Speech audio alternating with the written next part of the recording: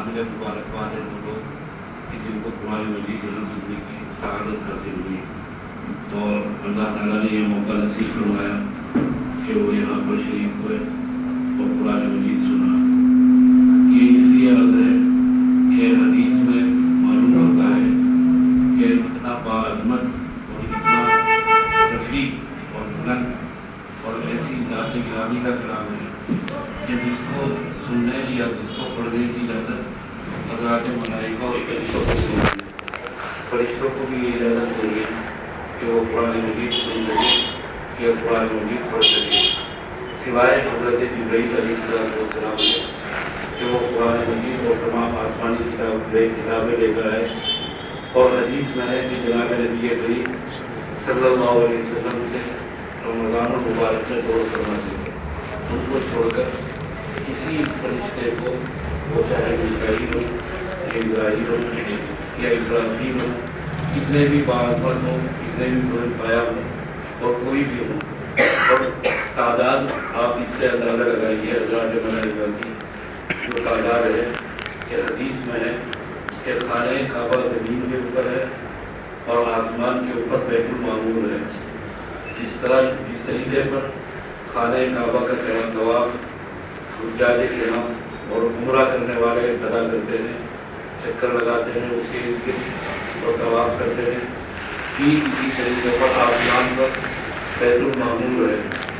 وہاں طواف کرنے کی اجازت حضرات ملائکہ کو یعنی فرشتوں کو اللہ تعالیٰ عطا فرماتے ہیں، عنایت فرماتے ہیں۔ اور حدیث میں یہ بھی ہے کہ اگر آسمان سے ایک رسی لٹکائی جائے تو سیدھی خانہ کعبہ کے چھت کے اوپر آ کر ٹکے گی، یعنی اس کی سیدھ میں بیت المعمور ہے۔ روزانہ 70,000 فرشتوں کو ویزا ملتا ہے، اجازت ملتی ہے طواف کرنے کی بیت المعمور کے، 70,000 فرشتے۔ اور جس کو ایک مرتبہ ویزا مل گیا یا اجازت مل گئی، پھر ابد الآباد کبھی بھی اجازت نہیں ملتی۔ اب آپ اندازہ لگائیے کہ کتنی بڑی تعداد ہوگی، کتنا بڑا لشکر ہوگا۔ اتنے بڑے لشکر میں سے کسی کو بھی قرآن مجید سننے کی یا قرآن مجید کی تلاوت کرنے کی اجازت نہیں ہے۔ یہی وجہ ہے کہ حضرات علماء محققین اہل علم نے لکھا کہ حدیث میں ہے کہ جب کوئی بندہ قرآن مجید کی تلاوت کرتا ہے یا قرأت کرتا ہے تو فرشتے آ کر اپنے کان پڑھنے والے اور تلاوت کرنے والے کے ہونٹوں سے لگا دیتے ہیں، سننے کے شوق میں اور اشتیاق کے اندر۔ ایسے عظیم الشان کلام کو آپ کو سننے کی سعادت حاصل ہوگی۔ ہم میں سے کتنے ہوں گے جو سال گزشتہ یہاں پر شریک ہوں گے تراویح کے اندر اور جن کو یہ سعادت ملی ہوگی، اور اب وہ اس سال خدا کے حضور میں اور خدا کے دربار میں پہنچ گئے ہیں، اور ہم میں سے کتنے ہوں گے جو آئندہ نہیں ہوں گے اور اس سعادت سے محروم ہی رہ گئے ایک درجے میں۔ تو بڑا لائق شکر مقام ہے، خدا تعالیٰ کا شکر ادا کرنا چاہیے کہ اس نے یہ توفیق عطا فرمائی سننے کی۔ میرے والد مرحوم فخر المحدثین حضرت مولانا سید احمد شاہ کشمیری فرماتے تھے کہ میری تدریس کا 60 سالہ تجربہ ہے، 60 سال کی تدریس کا، کہ ان کو 60 سال کا موقع ملا پڑھانے کا اور تدریس کا۔ فرماتے تھے کہ جس نے قرآن مجید کو شغل بنایا یا قرآن مجید کو سنایا یا قرآن مجید کو پڑھایا یا قرآن مجید سنا بحیثیت سامع کے، یا تفسیر بیان کی قرآن مجید کی، یا ترجمہ کیا، کسی بھی طریقے پر اپنے آپ کو قرآن مجید سے وابستہ کیا، فرماتے تھے کہ اہل علم نے لکھا اور میرا تجربہ ہے کہ کبھی اس پر فاقہ نہیں آئے گا، کبھی رزق کی تنگی میں اللہ تعالیٰ مبتلا نہیں فرماتے۔ تو اتنا عظیم الشان کلام۔ پھر یہ بات یاد رکھیے کہ خدا تعالیٰ نے قرآن مجید میں ارشاد فرمایا کہ ربنا ما خلقت ھذا باطلا، اے پروردگار اس کائنات میں آپ نے کسی چیز کو بغیر کسی وجہ کے پیدا نہیں کیا۔ ہر چیز کی تخلیق میں، ہر چیز کی پیدائش میں، ہر چیز کو پیدا کرنے میں اللہ تعالیٰ کی حکمت ہے۔ وہ وجہ یا حکمت ہم جانیں یا نہ جانیں، خدا تعالیٰ نے اس کو اپنی حکمت کے تحت پیدا کیا اور اس میں تاثیر رکھی۔ پھل ہوں یا سبزیاں ہوں، غلے ہوں یا موسم ہو، مکانات ہوں یا جگہ ہو، زمانہ ہو، کوئی بھی ہو، اللہ تعالیٰ نے اثر رکھا، تاثیر رکھی۔ میں اکثر بیان کرتا ہوں کہ ڈاکٹر حضرات لکھتے ہیں اور کہتے ہیں کہ an apple a day keeps doctor away, کہ اگر کسی نے روزانہ ایک سیب کھا لیا تو ڈاکٹر کے پاس جانے کی ضرورت پیش نہیں آئے گی۔ سیب کے اندر اتنی غذائیت اور اتنی طاقت اور اتنے وٹامن رکھے اللہ تعالیٰ نے کہ کہتے ہیں کہ اس میں اتنی غذائیت ہے کہ اگر ایک سیب روزانہ کوئی کھا لے تو مشکل سے ہی ڈاکٹر کے پاس جانے کی نوبت پیش آئے گی، ضرورت نہیں پڑے گی۔ اس کی تاثیر کی ہمارے اطباء حضرات طبیب اور حکیم حضرات لکھتے ہیں کہ مولی ہاضم غیر منہضم ہے، کہ آپ لکڑ کھا لیں، پتھر کھا لیں، آپ کتنی بھی ثقیل غذا کھا لیں، ٹکڑ کھا لیں، جو ہماری زبان میں کہتے ہیں ثقیل سے ثقیل، انتہا سے زیادہ خطرناک قسم کی غذا کھا لیں، مولی کی اگر ایک کاش کھا لی آپ نے سب کچھ ہضم کر دے گی۔ لیکن لکھتے ہیں کہ ہاضم غیر منہضم، یعنی ہاضم کر دیتی ہے، دوسری چیزوں کے لیے ہاضم ہے، خود ہضم نہیں ہوتی۔ اس کی تاثیر یہ ہے گیہوں کے اندر بھی اثرات رکھے، سبزیوں کے اندر بھی، اور تمام دوسری چیزوں کے اندر۔ بھائی کلام کے اندر بھی اثر اور تاثیر ہے، میرے اور آپ کے کلام کے اندر بھی اثر ہے، آپ کی اور میری بات کے اندر بھی تاثیر ہے۔ میں اکثر بیان کرتا ہوں کہ اگر کسی خاتون کو، کسی بچی کو، کوئی نوجوان کوئی نازیبہ بات کہہ دے تو اس کے بھائی، اس کے رشتے دار، اس کے چچا، اس کے ماموں باحمیت باغیرت چڑھ دوڑیں گے، اس کے اوپر حملہ آور ہو جائیں گے، برداشت نہیں کر سکیں گے، اور ہونا بھی نہیں چاہیے۔ غیرت کا تقاضا یہی ہے، حمیت کا تقاضا یہی ہے۔ ایک حدیث میں ہے کہ صحابی موجود ہیں جناب نبی کریم صلی اللہ علیہ وسلم کی خدمت میں، آپ نے اچانک دریافت کیا کہ اگر تم اپنی بیوی کو اپنے گھر کے دروازے پر دیکھو بے پردہ اور بے حجاب تو کیا کرو گے؟ کہا یا رسول اللہ 2 ٹکڑے کر دوں گا تلوار سے۔ آپ نے کہا کہ نہیں اور چھوڑیے ابھی جاتا ہوں۔ آپ کو سنبھالنا مشکل ہو گیا۔ آپ نے کہا میں تو تمہاری غیرت کا امتحان لے رہا تھا، تم غیور ہو، خدا تعالیٰ غیرت مند ہے اور اللہ تعالیٰ سب سے زیادہ غیور ہے اور میں اغیر ہوں، جناب نبی کریم صلی اللہ علیہ وسلم نے۔ تو برداشت نہیں کرتے ماں باپ، بھائی، ماموں، چچا، رشتے دار، لیکن مجلس نکاح کے اندر وہی رشتے دار، وہی بھائی، وہی ماموں، وہی چچا، وہی محلے کے لوگ جو برداشت نہیں کرتے تھے، وہ ایک لفظ کی ادائیگی سے کہ میں نے قبول کیا، اپنی بچی کو ایک اجنبی کے ہاتھ سے سپرد کر دیتے ہیں، اس کے حوالے کر دیتے ہیں۔ کلام کا اثر ہے،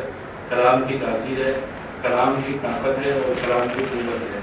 پھر یہ رشتہ شادی کا کبھی 15 سال کی مدت کو چلتا ہے، کبھی 20 سال، کبھی 25 سال، کبھی 50 سال، کبھی 75 سال پر پہنچ گیا کہ میاں بیوی کی حیثیت سے زندگی گزار رہے ہیں۔ اچانک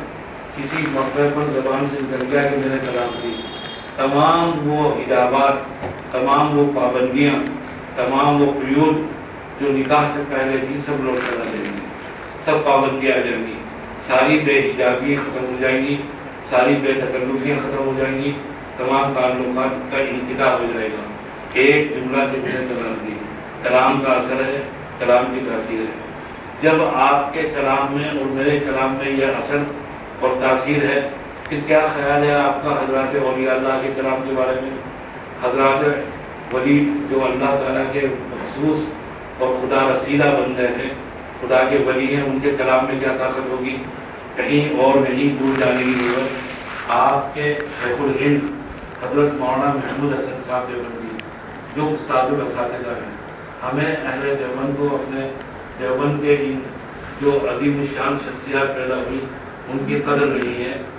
ایسی عظیم الشان سے شخصیت کہ 13ویں صدی کے اندر کوئی بھی پیدا ہوا دارالعلوم دیوبند کے اندر،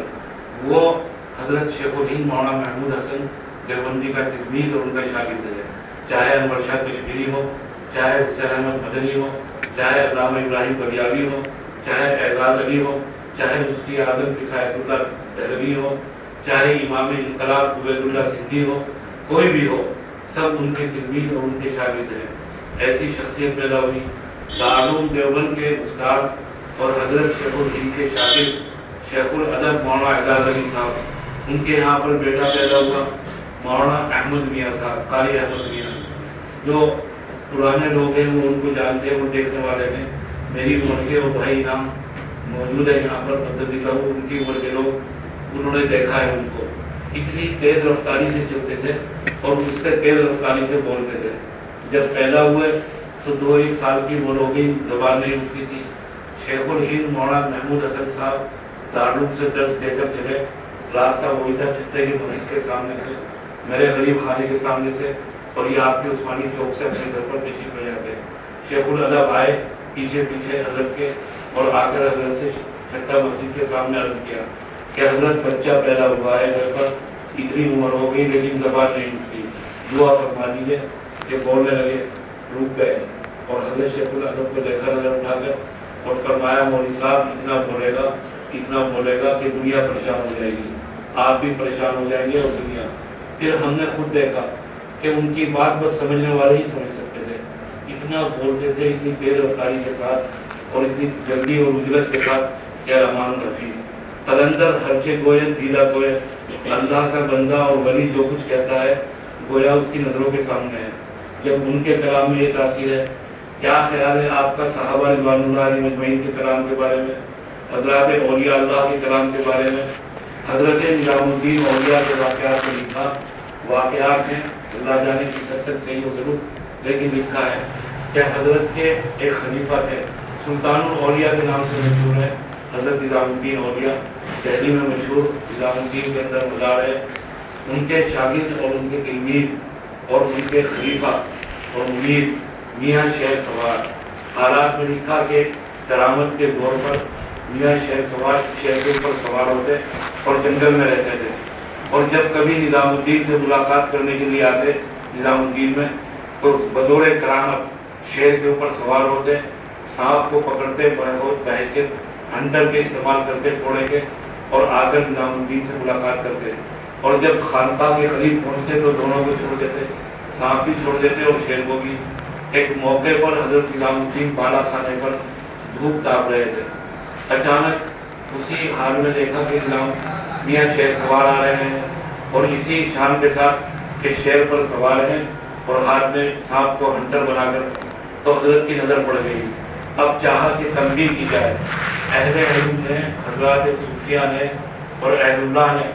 کرامت کو برحق قرار دیا اور کہا کہ کرامت برحق ہے، لیکن کرامت کے اظہار کو پسند نہیں کیا۔ لکھا حضرات صوفیہ نے کہ اگر کوئی صاحب کرامت ہوگا تو اپنی کرامت کو اس طریقے پر چھپائے گا جیسا کسی زمانے کے اندر، یہ میں کہتا ہوں،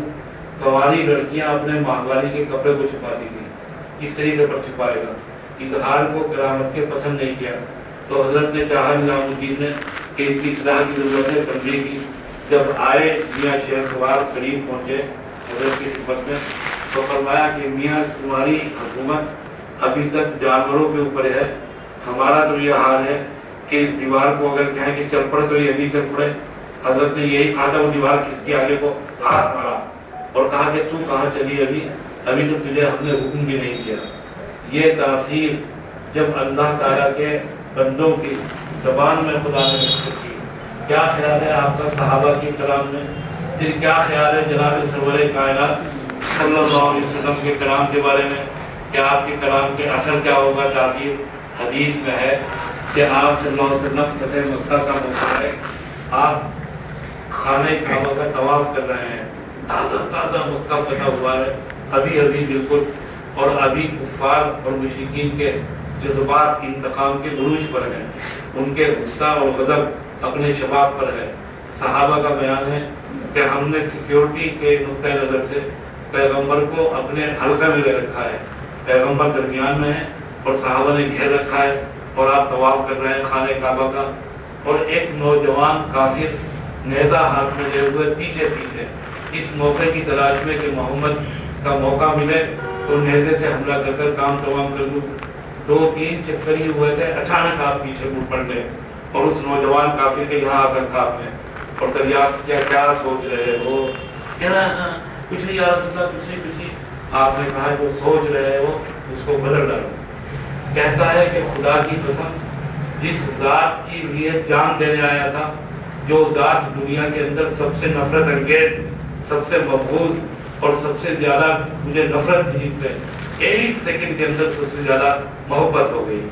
اس ذات کے ساتھ جس کی جان لینے کے لیے آیا تھا، اس کے لیے جان دینے کے لیے طبیعت تیار ہو گئی اور ذہن تیار ہو گیا اور روح آمادہ ہو گئی کہ اس کے لیے جان دے دوں۔ جس کا دین سب سے زیادہ نفرت انگیز تھا، اب دنیا کے اندر سب سے زیادہ محبوب اس کا دین ہو گیا۔ فقط اتنا کہ آپ نے ہاتھ رکھا اور یہ فرمایا جو سوچ رہے ہو اس کو بدل ڈالو۔ یہ پیغمبر کے کلام کی تاثیر ہے۔ پھر کیا خیال ہے آپ کا خدا تعالیٰ کے کلام کے بارے میں؟ اس کے کلام میں اثر ہوگا یا تاثیر ہوگی یا نہیں ہوگی؟ آپ اس کو اس طرح سمجھیے کہ حکیم الامت مجدد ملت حضرت مولانا اشرف علی صاحب تھانوی نور اللہ وجہہ، حضرت کی مجلس لگی ہوئی تھی، مجلس کے اندر ایک صاحب پنکھا چل رہے تھے۔ یہ جو چھت کے پنکھے ہیں بجلی کے، یہ پنکھے نہیں تھے بلکہ فرشی پنکھے ہوتے تھے، کپڑے کے پنکھے ہوتے تھے اور اس میں رسی بندھی ہوئی تھی، اس کو کھینچتے تھے، اس سے ہوا لگتی تھی۔ تو وہ پنکھا کر رہے تھے حضرت کو، انہی صاحب نے سوال کیا کہ حضرت یہ جو لوگ تمنا کرتے ہیں، خواہش کرتے ہیں کہ اگر ہمیں موت آ جائے تو ہمیں مدینہ کی موت آئے، ہمیں جنت البقیع میں دفن ہونے کا موقع ملے، صحابہ کے درمیان، پیغمبر رسول اللہ صلی اللہ علیہ وسلم کے درمیان وہاں پر موقع ملے، پیغمبر کی زمین پر، یا فلاں بزرگ کے پہلو میں ہم دفن ہو جائیں، فلاں ہندوستان میں، فلاں ولی اللہ کے پہلو میں، یا فلاں مکہ میں ہماری موت آ جائے، کسی مبارک مقام پر، کسی مبارک جگہ کے اوپر۔ حضرت کیا اس کا فائدہ پہنچتا ہے مردے کو کسی بزرگ کے پہلو میں یا کسی اللہ والے کے یا کسی مبارک مقام پر، مبارک جگہ پر؟ تو حضرت نے اسی کی سطح کے مطابق دریافت کیا کہ پنکھا کسے چل رہے ہو، کسے کر رہے ہو پنکھا؟ کہنے لگا کہ آپ کو، کہ اور ہوا کسے لگ رہی ہے؟ تو فرمایا کہ جتنے مجلس میں بیٹھے ہیں سب کو کعباس، جب خدا تعالیٰ کی رحمت کی ہوائیں قبرستان میں کسی خاص بندے پر چلتی ہیں تو پورے قبرستان کو فائدہ پہنچتا ہے۔ اسے اس طرح سمجھیے کہ حضرت شاہ ولی اللہ دہلوی کے فرزند ہیں حضرت شاہ عبدالعزیز بڑے بیٹے، اور چھوٹے بیٹے ہیں شاہ عبد القادر۔ اس شان کے عالم ہیں دونوں بیٹے اور پورا خاندان۔ اس خاندان کے بارے میں کہا گیا کہ یہ خانہ ہمہ آفتابس،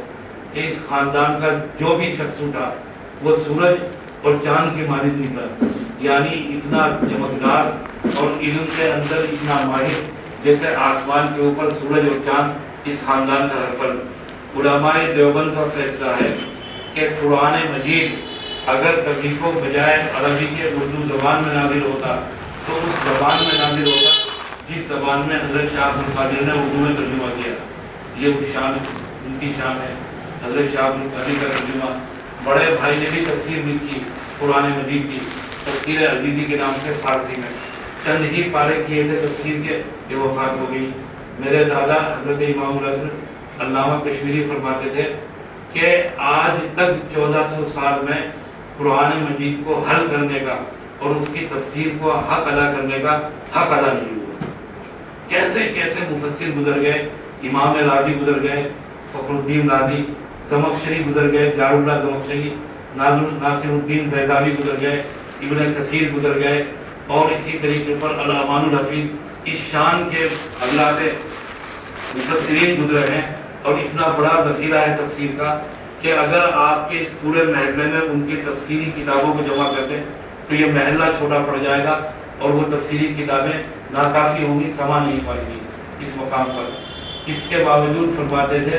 کہ قرآن مجید کو حل کرنے کا حق ادا نہیں ہوا، اور فرماتے تھے کہ کاش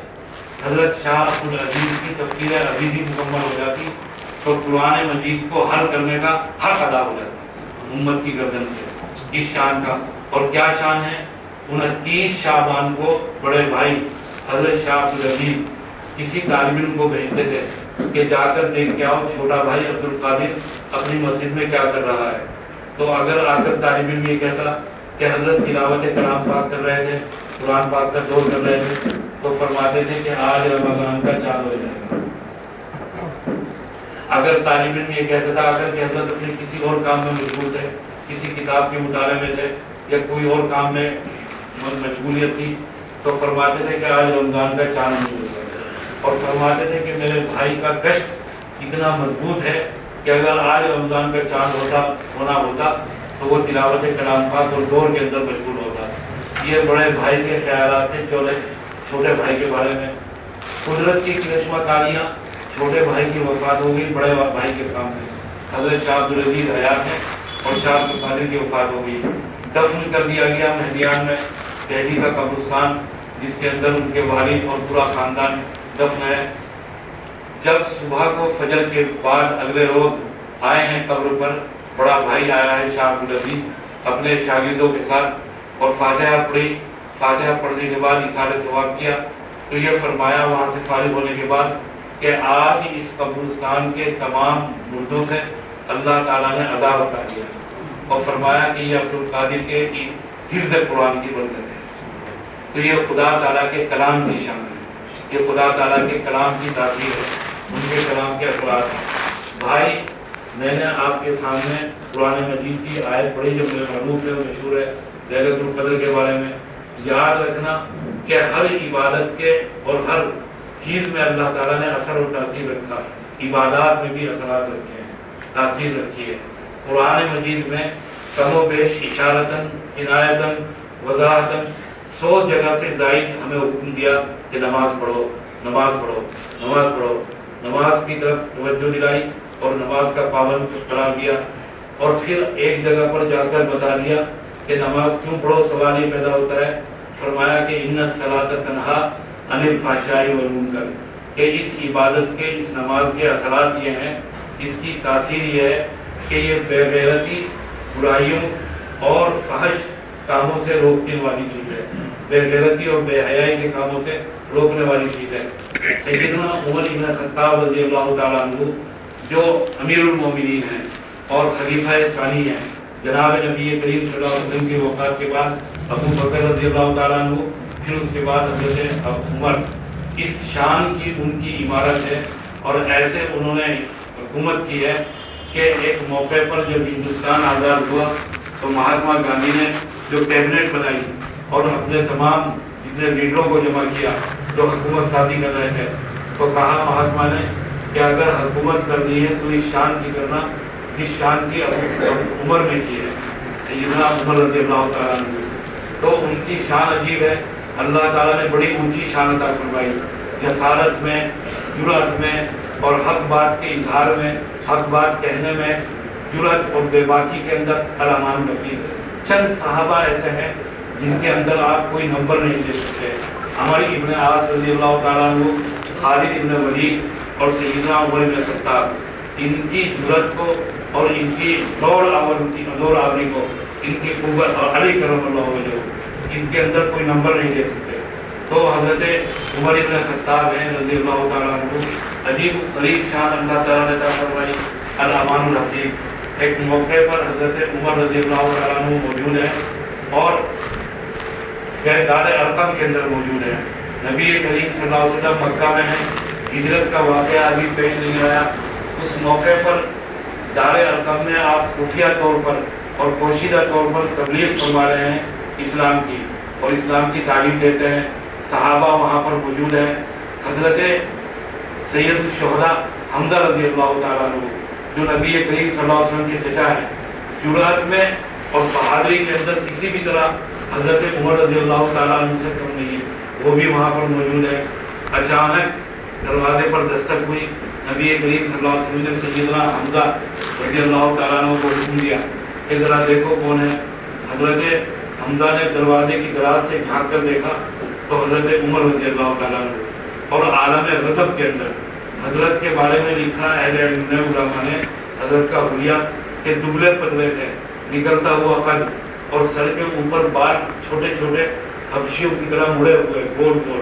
اور گال پچکے ہوئے، اور پوچھے رکھی ہوئی تھی یہاں پر نو کے۔ جب غصہ آتا تھا آستینیں چڑھاتے تھے اور تیزی کے ساتھ اپنی مونچھوں کو داؤ دیتے تھے، اور اس وقت کبھی کبھی جناب نبی کریم صلی اللہ علیہ وسلم بھی عمر کے سامنے سے ہٹ جاتے تھے۔ عمر کی یہ شان ہے۔ تو حضرت عمر اس عالم کے اندر برہنہ تلوار لیے ہوئے، حضرت سید الشہداء حمزہ نے عرض کیا یا رسول اللہ عمر ہے اور اس عالم کے اندر ہے، تو فرمایا نبی کریم صلی اللہ علیہ وسلم نے حضرت حمزہ سے دروازہ کھول دو، اور فرمایا کہ خدا کی قسم اگر کسی نیک ارادے سے آیا ہے تو فبیہا، اگر کسی برے ارادے سے آیا ہے تو اس کی تلوار سے اس کی گردن اتار کر اس کے سینے پر رکھ دوں گا۔ ایک موقع پر کچھ صحابہ سیدنا علی کرم اللہ وجہہ سے عرض کر رہے تھے، علی آپ ایسے ہیں، آپ ویسے ہیں، آپ کی جرأت سے اسلام کو بڑا فائدہ پہنچا، آپ کی بہادری نے بڑا اسلام کو فائدہ پہنچایا، بڑی فتوحات ہوئی ہیں۔ حضرت علی نے فرمایا خدا کی قسم تم نے ہم جیسوں کو دیکھا، تم نے نبی کریم صلی اللہ علیہ وسلم کو نہیں دیکھا۔ جب میدان جنگ کے اندر تیر اس طریقے پر آتے تھے اور سنگ باری اس طریقے پر ہوتی تھی جیسا کہ موسلادھار باری، اس وقت ہمارے بھی قدم اکڑ جاتے تھے اور ہم بھی ان تیروں سے بچنے کے لیے پیغمبر صلی اللہ علیہ وسلم کے پیچھے آ کر چھپتے تھے۔ آپ اپنی جگہ پر پہاڑ کی طریقے پر قائم رہتے تھے اور کھڑے رہتے تھے، ہم بھی آپ کے پیچھے پناہ پکڑنے پر مجبور ہوتے تھے۔ تو یہ عمر رضی اللہ تعالیٰ عنہ، انہوں نے ایک موقع پر دریافت کیا کعب احبار سے کہ کعب تقویٰ کیا ہے؟ کعب نے کہا کہ عمر کبھی آپ ایسے راستے سے گزرے ہیں کہ آپ کے داہنی جانب بھی کانٹے ہوں، آپ کے بائیں جانب پہ کانٹے ہوں اور آپ کے آگے بھی کانٹے ہوں، آپ کے پیچھے بھی۔ حضرت عمر نے گردن جھکائی اور کچھ وقفے کے بعد گردن اٹھا کر فرمایا کہ ہاں گزرا ہوں۔ کعب نے پوچھا کیسے؟ کہا کہ اپنے دامن کو سمیٹ کر، اپنے کپڑوں کو بچا کر کہ کہیں ادھر کانٹوں میں نہ الجھ جائیں، کہیں ادھر کانٹوں میں نہ الجھ جائیں، کہیں آگے نہ الجھ جائیں، کہیں پیچھے نہ الجھ جائیں، کہیں جسم زخمی نہ ہو جائے۔ فرمایا کعب نے کہ بس عمر اس دنیا میں اسی شان کے ساتھ اور اسی احتیاط کے ساتھ زندگی گزارنے کا نام تقویٰ ہے کہ ہماری دائیں جانب بھی معصیتیں ہیں، گناہ ہیں جو ہمیں دعوت دیتے ہیں، اپنی جانب کھینچتے ہیں، کہیں ایسا نہ ہو کہ ہم ان سے الجھ جائیں۔ اس احتیاط کے ساتھ زندگی گزارنے کا نام تقویٰ ہے۔ تو بھائی اب حضرت عمر رضی اللہ تعالیٰ عنہ، پھر یہ عمر رضی اللہ تعالیٰ عنہ اور ان کی شان، ہمارے ایک بڑے محدث گزرے ہیں جن کا نام حکیم ترمذی ہے۔ ایک تو ترمذی وہ ہیں جن کی کتاب ہمارے نصاب میں حدیث کی مشہور سنن ترمذی پڑھائی جاتی ہے۔ ایک اور حکیم ترمذی گزرے ہیں، وہ بھی حدیث کے بڑے عالم اور ان کی بڑی مشہور کتاب ہے نوادر الاصول۔ حدیث کے فن کے اندر انہوں نے کتاب لکھی، بڑی معرفی کی کتاب۔ ان کے حالات میں لکھا کہ بڑے حسین تھے، بڑے خوبصورت نوجوان، جاذب نظر، انتہا سے زیادہ پرکشش۔ لکھا ہے کہ جس جوانی کے اندر ایک موقع پر کسی لڑکی نے پیشکش کی، کسی خاتون نے، اور دعوت دی برائی کی کہ آؤ میرے ساتھ برائی کر لو۔ حکیم نے اس کو دستگار دیا اور اس کی پیشکش کو ٹھکرا دیا۔ لکھا ہے کہ جب بوڑھے ہو گئے حکیم ترمذی اور زندگی سے دور اور موت سے قریب، تو ایک روز بیٹھے ہوئے خیال آیا کہ ہم نے بھی کیا زندگی گزاری، کس شان کے ساتھ اور کس انداز سے زندگی گزاری۔ ایک لڑکی نے پیشکش کی تھی، خوبصورت خاتون نے، اگر اس کی خواہش پوری کر دیتے اور توبہ کا دروازہ کھلا ہوا تھا، بعد میں توبہ کر دیتے تو کیا حرج تھا۔ بس یہ خیال آنا تھا، اس برے خیال کے آنے کے ساتھ ہی تنبیہ ہوئی اور رونا شروع کیا کہ یہ خیال ہی کیوں آیا، اب بڑھاپے کے اندر یہ برا خیال کیوں آیا، جوانی کے اندر تو بچ گئے تھے، اب بڑھاپے میں خیال ہی کیوں آیا۔ روئے، بہت روئے، اتنا روئے کہ روتے روتے آنکھ لگ گئی، سو گئے۔ خواب شروع ہوا کہ سرور کائنات جناب نبی کریم صلی اللہ علیہ وسلم تشریف فرما ہے، حکیم ترمذی بھی موجود ہے، صحابہ رضوان اللہ علیہ مجمعین کی مجلس لگی ہوئی ہے۔ آپ نے فرمایا ترمذی کیوں رو رہے ہو؟ تو عرض کیا یا رسول اللہ، جوان تھا، بڑا خوبصورت تھا، بڑا پرکشش تھا، اور ایک روز ایک خاتون نے، حسین لڑکی نے پیشکش کی تھی، برائی کی دعوت دی، میں نے انکار کر دیا، ٹھکرا دیا اس کی پیشکش کو۔ اب جب کہ زندگی سے دور اور موت سے قریب ہو اور ایک قدم کیلے کے چھلکے پر اور دوسرا قبر کے منہ پر ہے، اب خیال آیا اس برے خیال کو، اس خیال کے آنے پر رو رہا ہوں۔ اور فرمایا نبی کریم نے کہ حکیم، جب وہ خیال آیا تھا، اس لڑکی نے پیشکش کی تھی تو زمانہ مجھ سے قریب تھا، زمانے پر خیر کا غلبہ تھا، اس لیے تم نے انکار کر دیا۔ اب یہ بڑھاپے کے اندر تمہیں خیال آیا کہ اس کی آرزو پوری کر دیتے، اس کی پیشکش، اب زمانہ مجھ سے دور چلا گیا، اب زمانے کے اوپر شر کا اور برائی کا غلبہ ہے۔ تو معلوم ہوا زمانے کے اندر بھی اثر رکھا، زمانے کے اندر بھی تاثیر رکھی۔ اس میں بحث ہوئی ہے حضرات اہل علم کے درمیان کہ جمعہ کا دن جو جمعہ کی نماز رکھی گئی ہے، کیا جمعہ کے دن کی وجہ سے جمعہ کی نماز رکھی گئی، وہ دن خود بابرکت تھا، یا جمعہ کی نماز کی وجہ سے بابرکت ہوا؟ ایسے ہی بحث کی ہے کہ قرآن مجید جو نازل ہوا ہے شب قدر میں یا ماہ رمضان میں، کیا رمضان کی خصوصیت تھی یا لیلۃ القدر کی کہ اس کی وجہ سے قرآن مجید، یا اس کی برکت اس وجہ سے ہوئی ہے کہ قرآن مجید اس میں نازل کیا گیا؟ اس طرح کی بہت سی چیزوں پر بحث کی ہے حضرات علماء نے۔ اس پر بھی بحث کی ہے کہ کیا وہ زمین کا حصہ سب سے زیادہ بابرکت ہے جس پر بیت اللہ رکھا ہوا ہے، یا زمین کا وہ حصہ بابرکت ہے زیادہ جس پر نبی کریم صلی اللہ علیہ وسلم کا جسد اطہر رکھا ہوا ہے؟ کون سا حصہ زیادہ افضل ہے؟ کیا خانہ کعبہ کے جوار میں وہ پانی جو زمزم کہلاتا ہے وہ زیادہ افضل ہے، یا وہ پانی جو ایک غزوے کے موقع پر آپ کی انگلیوں سے کی درمیان سے ٹوٹ پڑا تھا وہ زیادہ بابرکت اور زیادہ افضل ہے؟ اس میں بحث کی ہے علماء نے۔ مجھے تو یہ بتانا ہے کہ زمانے کے اندر بھی اثرات رکھے اللہ تعالیٰ نے، زمانے کے اندر بھی تاثیر رکھی۔ اب جو یہاں پر موقع ہے بھائی اس وقت اس پورے بیان کا لب لباب وہ یہ کہ یہاں پر تمام طرح کی برکتیں جمع ہو گئی، تمام طرح کی اس وقت سعادتیں جو دعا کی قبولیت کے لیے ضروری ہیں وہ سب اللہ تعالیٰ نے جمع کر دی۔ خدا تعالیٰ کا گھر ہے، اس سے بڑھ کر کوئی بابرکت اور مقدس اور باعظمت مکان نہیں ہو سکتا۔ پھر ماہ رمضان ہے، اس سے بڑھ کر بابرکت کوئی مہینہ نہیں ہے، کوئی مقدس لمحات نہیں ہو سکتے۔ پھر اس کے علاوہ لیلۃ القدر ہے۔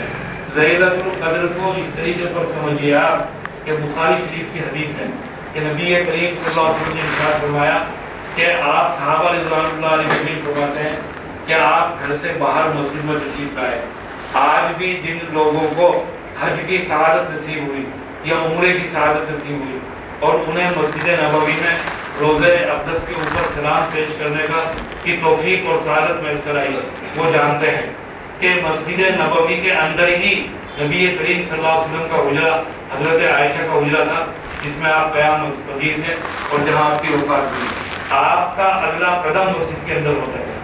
یعنی گھر سے آنے میں آپ کو کوئی 10 قدم یا 20 قدم چلنا نہیں ہوتا تھا، بلکہ گھر سے کی چوکھٹ سے اگلا قدم آپ کا مسجد میں۔ آپ مسجد میں تشریف لائے، اچانک کوئی 2-3 کلومیٹر یا 10-20 قدم چل کر نہیں، آپ گھر سے اگلا قدم مسجد کے اندر آپ میں آئے تو کچھ صحابہ آپس میں اختلاف کر رہے تھے، 2 صحابہ کے درمیان کچھ اختلاف ہو رہا تھا اور اختلاف کے اندر آوازیں بلند ہوئی۔ آپ صلی اللہ علیہ وسلم نے دریافت فرمایا کہ کیا بات ہے؟ ایک صحابی نے عرض کیا یا رسول اللہ یہ میرے قرض دار ہیں، ان پر میرا قرض ہے اور اتنا عرصہ ہو گیا میرا قرض ادا نہیں کرتے۔ آپ نے ان سے کہا بھائی کیوں نہیں کرتے؟ تو انہوں نے کوئی عذر نہیں کیا۔ آپ نے ان صحابی سے جو قرض مند تھے ان سے کہا کہ بھائی تم اپنا قرض ان سے آدھا کر دو، نصف کر دو، اور ان کو جن کے اوپر قرض چاہیے تھا ان سے کہا کہ فوری ادائیگی کر دو۔ پھر آپ نے یہ صلح کرا کر اور تصفیہ کرانے کے بعد فرمایا کہ میں اس وقت رات کے اس حصے میں اس لیے آیا تھا تمہارے درمیان کہ مجھے لیلۃ القدر کا متعین علم دیا گیا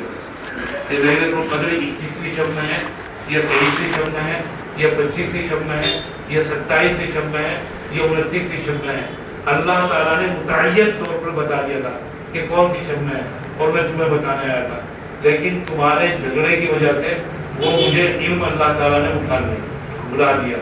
تو کیا بات معلوم ہوئی کہ آپس کا اختلاف وہ گھروں کے اندر ہو، وہ پڑوسیوں کے اندر ہو، وہ محلے کے اندر ہو، وہ بستی کے اندر ہو، وہ خاندانوں کے درمیان ہو، وہ رشتہ داروں کے درمیان ہو، وہ احباب کے درمیان ہو،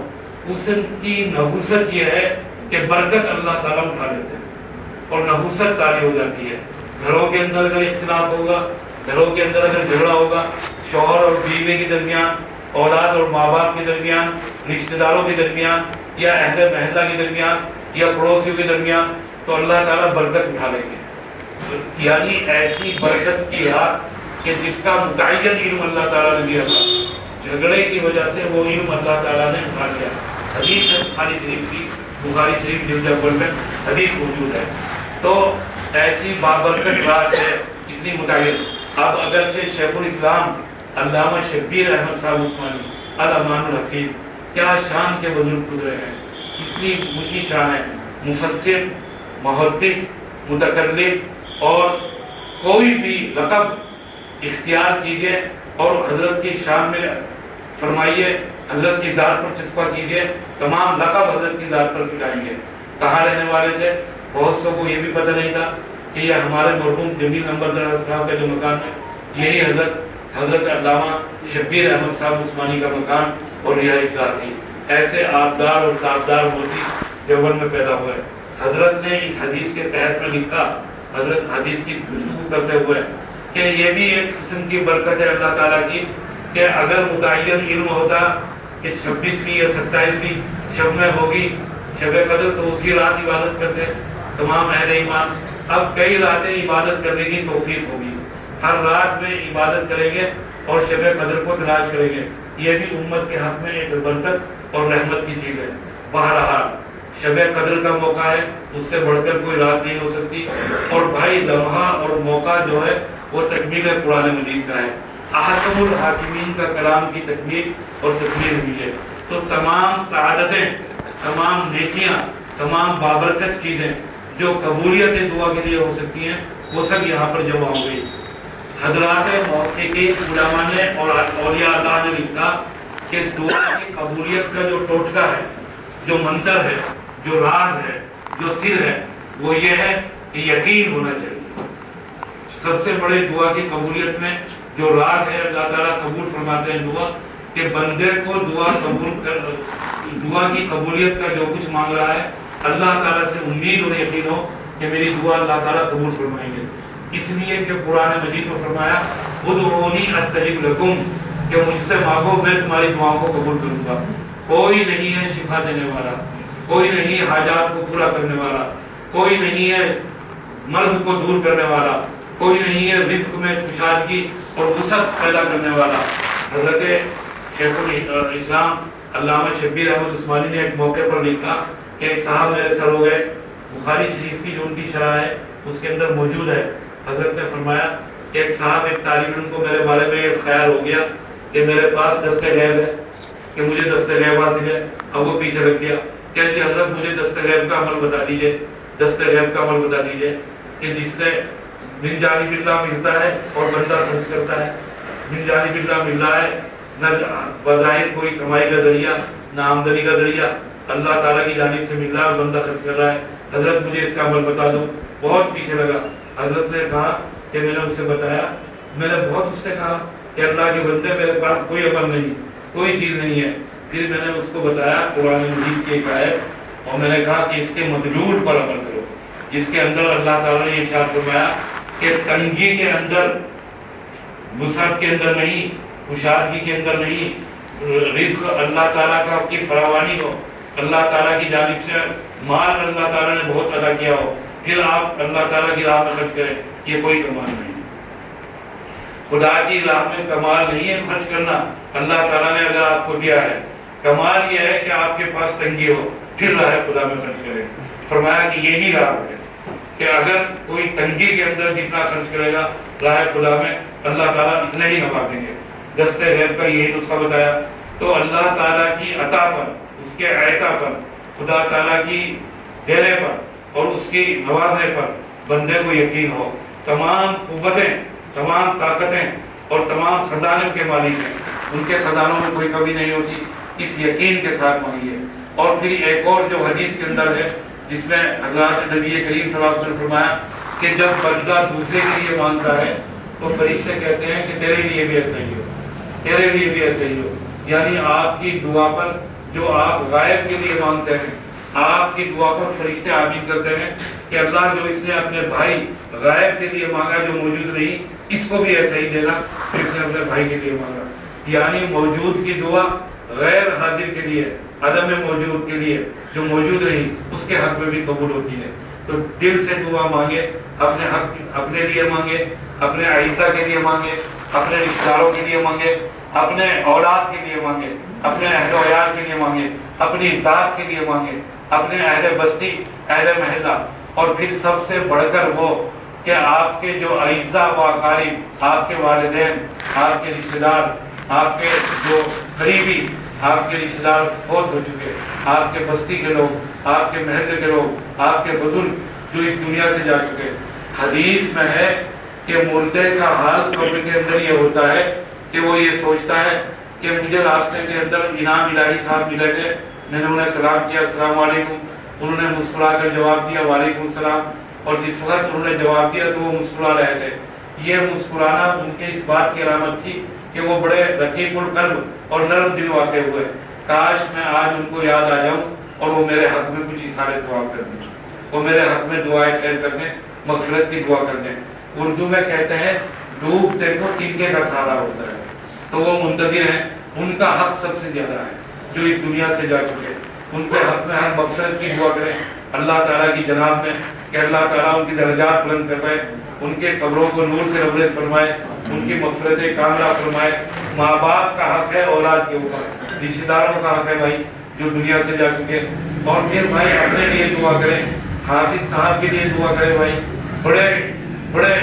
اللہ تعالیٰ نے عجیب و غریب انعام اور نعمت سے سرفراز فرمایا کہ اللہ تعالیٰ نے انہیں انعام عطا فرمایا حفظ قرآن کی۔ یاد رکھنا کہ جو اللہ تعالیٰ نے قرآن مجید میں وعدہ کیا ہے کہ ہم نے ہی قرآن پاک کو نازل کیا اور ہم ہی اس کی حفاظت کریں گے۔ حفاظت کے بہت سارے ذریعے ہیں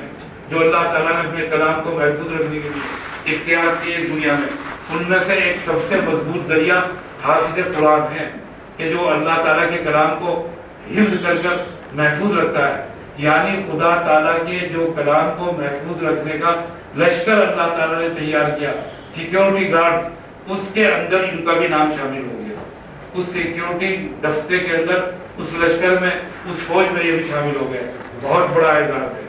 بہت بڑا اللہ تعالیٰ کی طرف سے مرتبہ ہے جس کے اوپر کتنا بھی شکر ادا کیا جائے کم ہے، اور کتنوں کو لے کر جائیں گے اپنے ساتھ، کتنوں کی بخشش ہوگی، کتنے فائدہ اٹھائیں گے، وہ میں نے آپ کو بتا دیا کہ حضرت شیخ مجدد ملت حضرت تھانوی کا واقعہ سنا کر اور حضرت شاہ عبد القادر غفر اللہ مرتضی کا واقعہ سنا کر کہ کتنے لوگ پورا قبرستان فائدہ اٹھائے گا، تو بہت بڑی دولت عطا فرمائے بھائی، اس پر شکر ادا کرنا چاہیے اللہ تعالیٰ کا۔ اور بھائی تمام اس مسجد کے بانی کے ہم لوگ ہیں جنہوں نے اس کی بنا رکھی، جب رکھی، پھر جب اس کی خدمت کی توفیق ملی۔ بھائی حدیث میں ہے نبی کریم نے ارشاد فرمایا کہ کسی کو اگر مسجد کی خدمت میں مصروف دیکھو، مسجد کی صفائی میں دیکھو، اس کے ایمان کی گواہی دینا۔ ہمیں تو اپنے گھر کی صفائی کا موقع نہیں ملتا، توفیق نہیں ہوتی، اپنے محلے کی صفائی کی توفیق نہیں ہوتی، اپنے گھر کے دروازے کے سامنے کی توفیق نہیں ہوتی، اپنے گھر کے سامنے کی توفیق نہیں ہوتی، اپنے بستر کو صاف کرنے کی توفیق نہیں ہوتی۔ اب کتنا بڑا ایمان ہوگا صاحب ایمان۔ میں انگلینڈ جایا کرتا ہوں رمضان المبارک میں مسجد میں گواہی دیتا ہوں کہ وہاں کوئی مزدوری کے لیے نہیں آتا، مسجد کی صفائی کے لیے پورے نوجوان مسلمان لڑکے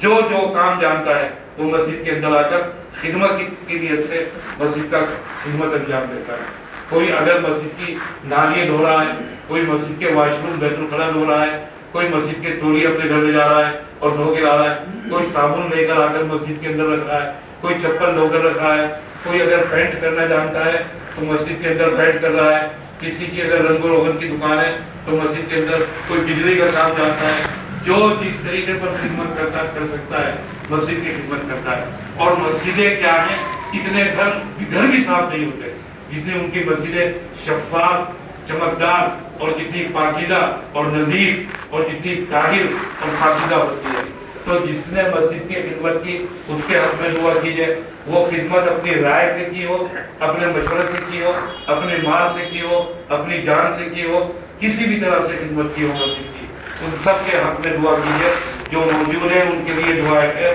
جو دنیا سے جا چکے ان کے حق میں دعائیں مغفرت، یہ ان کا حق ہے ہمارے اوپر۔ تو بھائی ان کے حق میں دعا کیجئے، جم کر دعا کیجئے، اللہ تعالیٰ سے مانگیے۔ اگر اللہ سے نہیں مانگے تو کس سے مانگیں گے، کس کے در پر جائیں گے؟ کون ہے مرادیں دینے کو پوری کرنے والا؟ کون ہے خالی دامنوں کو بھرنے والا؟ خدا کے سوا کوئی نہیں ہے۔ جم کر دعا مانگیے، درود شریف پڑھ لیجیے گا، کچھ دعائیں اپنے حق میں سری اور کچھ دعائیں گہری۔ پہلے درود شریف پڑھ لیجیے گا، پھر جم کے دعا کر لیجیے گا۔ وآخر دعوانا الحمدللہ رب العالمین۔ اللہم صلی علی سیدنا اللهم صل على نبي السلام، اللهم صل على ميكائیل علیہ السلام، اللهم صل على الشفيع في جميع الانام، اے رحم الراحمین، اے غیاث المستغیثین، اے رب العالمین، اے اکرم الاکرمین، اے رحمان، اے رحیم، لا الہ الا انت سبحانک انا كنا من الظالمین، لا الہ الا انت سبحانک انا كنا من الظالمین، لا الہ الا انت سبحانک انا كنا من الظالمین۔ اے اللہ تمام خزانے آپ کے پاس ہیں، اے کریم تمام دولتیں آپ کے پاس ہیں، اے اللہ تمام طاقتوں کے آپ مالک ہیں، اے اللہ ہم تو کمزور ہیں، اے اللہ ہم تو ناتواں ہیں، الہ العالمین ہم تو بھکاری ہیں، اے اللہ ہم تو دریوزہ گر ہیں، الہ العالمین آپ داتا ہیں، آپ فعال لما یرید ہیں، آپ صاحب کن فیکون ہیں، آپ ہی کے پاس تمام خزانے موجود ہیں۔ ارحم الراحمین ہم محتاج محض ہیں، اے اللہ ہم محتاج محض ہیں، اے کریم ہم آپ کے در پر بیٹھے ہوئے ہیں، اے اللہ آپ کے گھر پر بھی بیٹھے ہوئے ہیں، اے اللہ کسی دنیا میں اگر کسی شریف کے گھر پر پہنچ جائے تو وہ خالی ہاتھ نہیں لوٹاتا، اے اللہ آپ تو تمام خزانوں کے مالک ہیں، اے اللہ ہم آپ کے در پر اپنی جھولیاں پسارے ہوئے ہیں، اے اللہ ہم پر نظر کرم فرما، اے اللہ سب سے پہلے ہمارے گناہ معاف فرما،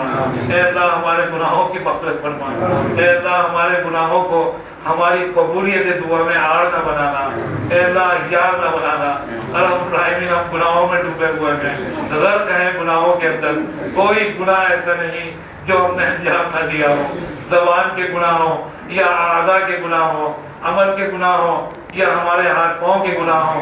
اور کوئی گناہ ایسا نہیں کبیرہ ہو یا صغیرہ ہو، ہر طرح کے گناہ ہم نے انجام دیے۔ اے اللہ وہ گناہ جو آپ جانتے ہیں، اے اللہ وہ گناہ جو ہم جانتے ہیں، جو ہم نہیں جانتے اور کر کے بھول چکے لیکن آپ کے علم میں ہے، ہر طرح کے گناہ معاف فرما۔ اے اللہ کوئی مغفرت کرنے والا نہیں، اے اللہ کوئی بخشنے والا نہیں، آپ غفور رحیم ہیں، آپ تواب ہیں، آپ توبہ قبول کرنے والے ہیں۔ اے اللہ ہماری توبہ کو قبول فرما، ہماری توبہ میں استحکام عطا فرما، عزم میں قوت عطا فرما، اے اللہ طاقت عطا فرما۔ ارحم الراحمین ہمارے ارادوں میں مضبوطی عطا فرما، اے اللہ مضبوطی عطا فرما۔ ارحم الراحمین تمام جو بیمار ہیں انہیں صحت و شفا عطا فرما، اے اللہ حاضرین کے نیک مقاصد کی تکمیل فرما۔ اے اللہ یہ اس یقین کے ساتھ ہیں کہ قرآن پاک کی تکمیل ہوئی ہے، آپ کے کلام کی تکمیل ہوئی ہے۔ اے اللہ آپ کا کلام بڑی اونچی شان والا ہے، اے اللہ آپ کی شان بڑی اونچی ہے، آپ کے کلام کی شان بہت اونچی ہے۔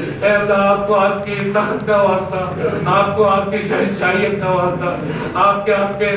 تخلیق کا واسطہ، آپ کی صفت خالقیت کا واسطہ، رزاقیت کا واسطہ، اے اللہ آپ کو آپ کی کہانیت کا واسطہ۔ الہ العالمین ان واسطوں سے ہماری دعا قبول کر۔ اے اللہ آپ کو جبرائیل امین کا واسطہ، فرشتوں کا واسطہ، الہ العالمین آسمانوں کا واسطہ، الہ العالمین آپ کو آپ کے کلام کا واسطہ، تمام آسمانی کتابوں کا واسطہ، تمام پیغمبروں کا واسطہ، آپ کو قرآن مجید کے ایک ایک حرف کا واسطہ، ایک ایک آیت کا واسطہ، سرور کائنات آقا تو جہاں جناب نبی کریم صلی اللہ علیہ وسلم کی ذات گرامی کا واسطہ، اے اللہ آپ کو اس ذات کریم کا واسطہ، اے اللہ اس ذات محبوب کا واسطہ، اے اللہ ان واسطوں سے ہماری دعائیں قبول کر دیں۔ الہ العالمین کائنات میں ہر اس شخص کی نیکی کا واسطہ جس نے کوئی عمل کیا ہو اور وہ عمل آپ کے یہاں پر قبولیت پا گیا ہو، اے اللہ اس کی جوتیوں کے صدقے میں، اے اللہ اس کی جوتیوں کے تفیض میں ہماری دعا قبول فرما، اے کریم ہماری دعاؤں کو قبول فرما۔ اے اللہ یہاں پر قرآن کریم کی تکمیل ہوئی، الہ العالمین لیلۃ القدر ہے، اے اللہ رمضان المبارک کا مہینہ ہے، اے اللہ آپ کے گھر ہے، آپ کا گھر ہے، اے اللہ یہ تمام بابرکت اور تمام سعید اور سعادتیں جمع ہیں، اے اللہ ہمیں یقین ہے ہمیں خالی ہاتھ نہیں لوٹائیں گے۔ ارحم الراحمین صحت و شفا کے فیصلے، اے اللہ صحت و شفا کے فیصلے، اے اللہ رزق کے فیصلے، رزق کی کشادگی کے فیصلے، وسعت رزق کے فیصلے، الہ العالمین رزق حلال کے فیصلے، اے اللہ آپ رزاق ذو القوت المتین ہیں، تمام رزق خزانے آپ کے پاس ہیں، اے اللہ جو کاروبار میں ہیں ان کے کاروبار میں برکت عطا فرما، اے اللہ جو روزگار کی تلاش میں ہیں انہیں رزق حلال عطا فرما، اے اللہ رزق کے فیصلے فرما، الہ العالمین تنگی دور فرما، اے اللہ غربت دور فرما، اے اللہ پریشانی دور فرما، اے اللہ حاضرین کے نیک مقاصد کو مکمل فرما، اے اللہ نیک ان کے گمان کے مطابق، اے اللہ ان کی دعاؤں کے مطابق، اے اللہ نیک مقاصد کو پورا فرما دے۔ ارحم الراحمین آپ ہی ہیں، آپ کے سوا کوئی نہیں ہے، اے اللہ حالات بہت تنگ ہیں، اے اللہ حالات بہت تنگ ہیں، لیکن آپ کے ہاں تو کچھ بھی نہیں ہے، آپ کا تو ایک اشارہ کافی ہے، آپ صاحب کن فیکون ہیں، فعال لما یرید ہے، اے اللہ علی کل شیء قدیر ہے، تمام قدرتیں آپ کو حاصل ہیں، اے اللہ آپ قدیر ہیں، قادر ہیں، مقتدر ہیں، ہر طرح کی توانائیاں آپ کو حاصل ہیں، اے اللہ آپ ایک اشارے میں حالات بدل دیں گے، اے اللہ ملک کے اندر امن و امان پیدا فرما، اے اللہ عظمت عطا فرما، مسلمانوں کو رفعت عطا فرما، اے اللہ ہم ذلیل و خوار ہیں، اے اللہ ذلیل و خوار ہیں، آپ کا ارشاد ہے وَأَنْتُمُ الْأَعْلَوْنَ إِن كُنتُم مُؤْمِنِينَ وَأَنْتُمُ الْأَعْلَوْنَ إِن كُنتُم مُؤْمِنِينَ، اے اللہ ہمارا نہ ایمان مضبوط ہے نہ ہمارے اعمال اصلاح ہیں، لیکن آپ تو بخشنے والے ہیں، آپ تو کریم ہیں، آپ تو رحیم ہیں، آپ تو رحمان ہیں،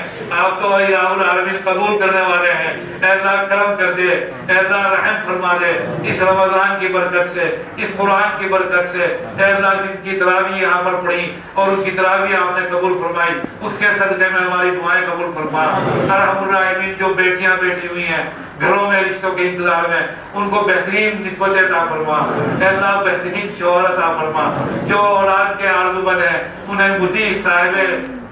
تقدیر اور نیک اولاد عطا فرما۔ ارحم الراحمین ان دعاؤں کو قبول فرما، اے اللہ ہمارے جو بزرگ، ہمارے والدین، ہمارے رشتہ دار آپ کے دربار میں پہنچ چکے، آپ کے جواب میں پہنچ چکے، اے اللہ وفات پہنچ چکے، ان کی قبروں کو نور سے لبریز فرما، اے اللہ ان کے ساتھ آسان معاملہ فرما، سہل معاملہ فرما، جنت الفردوس عطا فرما، بخشش کاملہ اور الہ العالمین ان کی مغفرت کاملہ فرما۔ ارحم الراحمین ان دعاؤں کو قبول فرما، اے کریم ان دعاؤں کو قبول فرما، اے اللہ ہر خیر سے نواز، اے اللہ ہر شر سے محفوظ رکھ، ہر برائی سے محفوظ رکھ، حاسدوں کے حسد سے محفوظ رکھ، الہ العالمین اعداء کی عداوت سے محفوظ رکھ، دشمنوں کی دشمنی سے محفوظ رکھ، بیماریوں سے پناہ پاتے، اے اللہ بیماریوں سے ہمیں محفوظ رکھ، اے اللہ بیماریوں سے محفوظ رکھ، صحت عطا فرما، شفا کے فیصلے عطا فرما، ارحم الراحمین ہر خیر عطا فرما دے، اے اللہ حافظ صاحب کو بہترین مستقبل عطا فرما، تابناک مستقبل عطا فرما، ارحم الراحمین اس محلے میں رحمت نازل فرما، اس بستی میں رحمت نازل فرما۔ ربنا ظلمنا انفسنا وان لم تغفر لنا وترحمنا لنكونن من الخاسرين ربنا آتنا في الدنيا حسنة وفي الآخرة حسنة وقنا عذاب النار